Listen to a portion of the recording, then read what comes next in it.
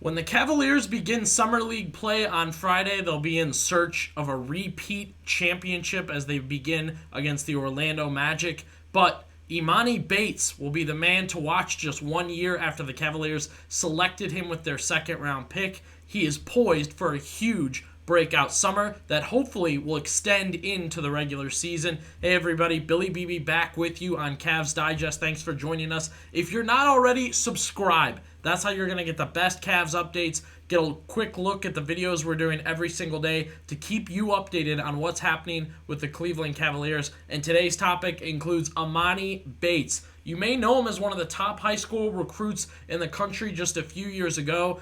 Some things fell off for him in college, didn't work out at Memphis, ends up going to a MAC school in Eastern Michigan. Huge numbers, of course, there, but didn't fool the NBA scouts. They decided he was a second rounder. The Cavs snagged him, and his rise kind of began last year in the G League. In Summer League and then the G League. He was tremendous for the Cavs last year as they went on to win a Summer League championship, and now Bates looks to do the same as he'll play for the Cavs again in their Summer League this year. We're going to run through his stats from last year's Summer League, G League, his little bit of time in the pros, and then we're going to talk about the Cavaliers' chance to repeat and why there's a good chance they will stand champions again at the end of NBA Summer League. But let's shoot to Imani Bates. Again, as I said, last year they were champions, and Bates was a big reason why in Summer League play. His stats listed here: 17 points per game, tremendous shooting from beyond the arc, really good from three, couple rebounds here and there, a couple assists here and there, but the shooting is what they really went with. Evan Mobley's brother Isaiah was kind of their main do-it-all player. He passed, he was the big man, so he scored down low a lot.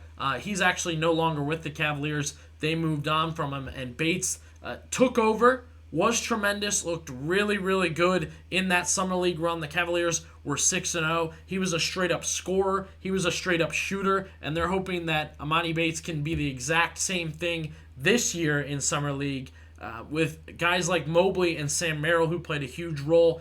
Merrill up with the Cavs, so he's not going to play for them, and then Mobley's moved on, has to go to his next opportunity. So Bates, of course, immediately rising as one of those huge names to kind of make a difference.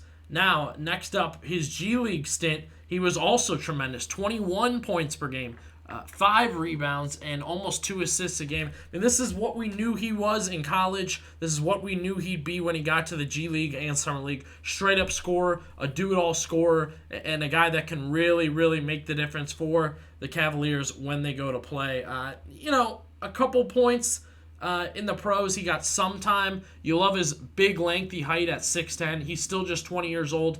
And one topic mainly that I want to discuss, this is a guy that added a ton of weight in the offseason. They're saying about 20 pounds he added. You can kind of see how skinny he is, how small he is in certain situations. But it's being rumored, and he confirmed that he gained about 20 pounds in the offseason. So you're hoping that when Bates comes back out, Summer League, maybe G League, maybe with the Cavaliers, that he is a lot bigger and plays a lot bigger. I think he's primed for a breakout year. He's kind of getting comfortable in his role. We saw, again, with that G League performance, he was getting more and more comfortable with what he was doing.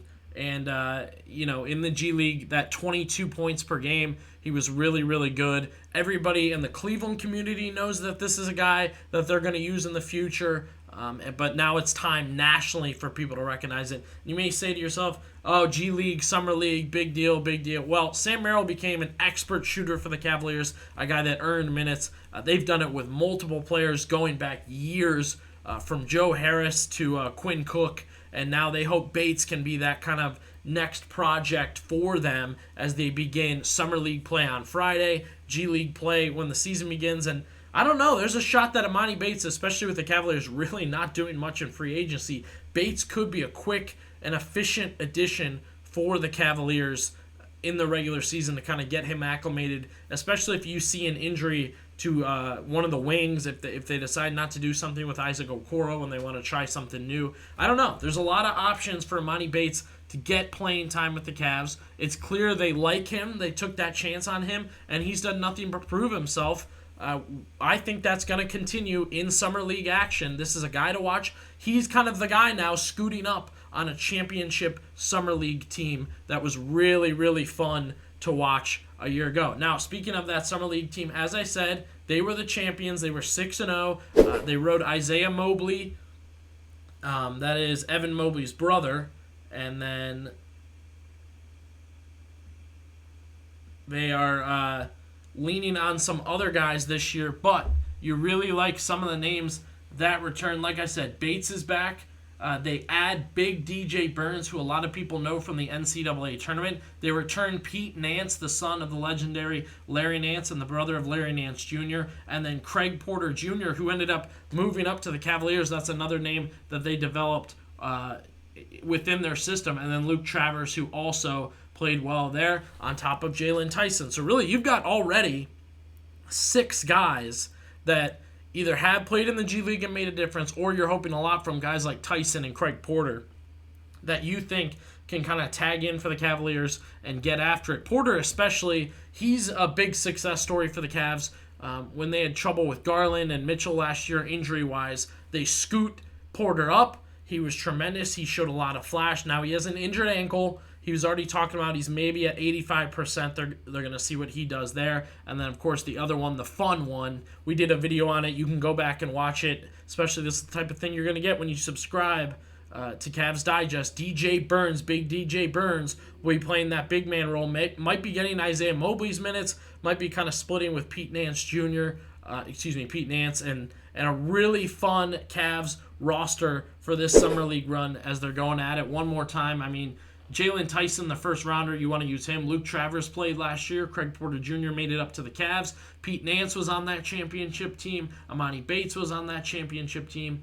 I see a guy like Zaire Smith who has had time in the pros, so you like what you can see there. And there's some real excitement for the Cavaliers to get out there and repeat as Summer League champions and develop guys like Amani Bates, develop guys like Craig Porter Jr. further. I know Luke Travers was talking about he thinks he's an NBA role player and he's confident Cleveland can help him get there. I'm confident Cleveland can help him get there because I've seen it. Sam Merrill's now a pro. Craig Porter Jr., Joe Harris, Quinn Cook. We can run through that list again. I think Bates, Porter Jr., maybe Travers, maybe Burns, I think could get to that point. Pete Nance has been up, but didn't do much for the Cavaliers, but they are set for a huge summer. Drop down to the comments. What do you think? Have you seen Amani Bates play yet? What do you think about him? And do you think he has a chance to make the Cavaliers roster? Let us know down below. And the rest of the Cavaliers, is there a team in Summer League that they need to watch out for, or is it a repeat opportunity for Cleveland? Thanks for tuning in to Cavs Digest.